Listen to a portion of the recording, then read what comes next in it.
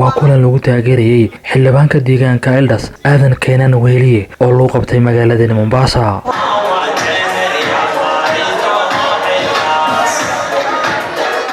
kulankan ayaa ujeedkiisu wuxuu ahaa bogaadin iyo hambalyeyn Aadan Keenan Weheliye kadib go'aanka ee maxkamadda sare ee magaalada Nairobi ay meesha uga saartay loolankiisa ka dhanka ahaa doorashada deegaankaasi ka dhacday Eldas sanadkii tagay 2022. annaga maanta waxaan ayeedsanahay oon gacan siinaynaa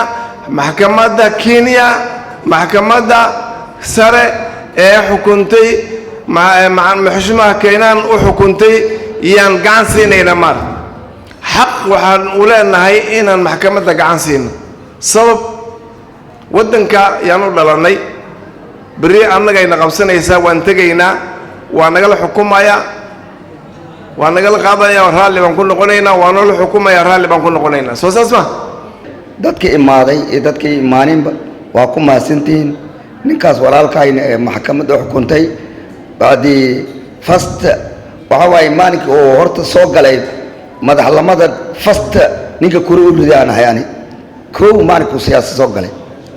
aad masaajidaan ka soo riday waa anta tuuran xoogada dadka asaga soo dhisay waay reer aad masaajida waay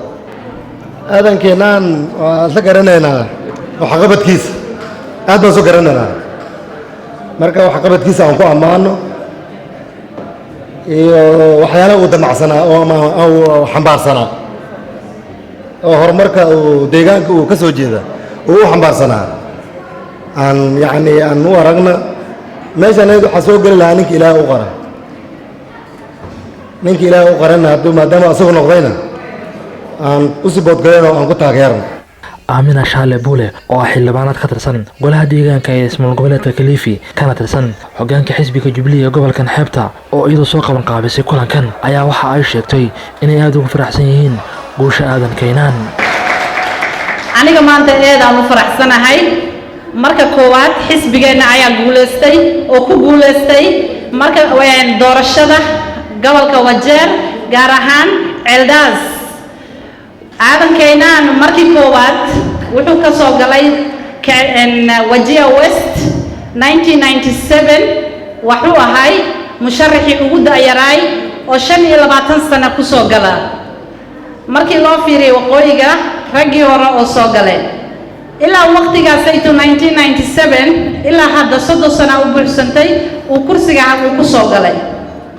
waxaan idin sheegayaa doorashada waa la kala adkaadaa qofku Ilaahay u qoraan qaad laakiin Soomaaliya naayo meel kasta aan joogno waxaan jecelnahay inaan xogo aan wareer badan keeno Mashimo Aadan Keenan way ku qanci waayeen dadkii la tartarmayeen waqtigaas aytu waxay aadeen koodkina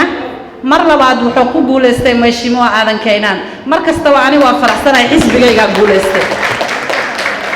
kulankan ayaa waxaa ka soo qayb galay qaar ka mid ah bulshada ka soo jeeda deegaanka ismaal goboleedka Wajeer ee ku nool magaalada Mombasa siyaasiyiin ka soo jeeda ismaal goboleedka Mombasa iyo ismaal goboleedka Kilifi ayaa kulankan goob joog ka ahaa wazee wetu wazee wa Kisomali jamii ya Wasomali waheshimiwa Kenani oye Kenani oye naomba tu salamu mumpe Mheshimiwa Keenan mwambieni salamu tunampenda sana mheshimiwa tunamwombea Mungu tunaomba Mungu amzidishie hata mwaka ujao 2027 hawa wazee wako hapa mbele na wale wako kule Wajia wasimame waseme Keenan ndio governor wa huko kwenu lazima tukuze watoto wetu Maxamed Abdi Bowtaan warbaahinta Star magaalada Mombasa.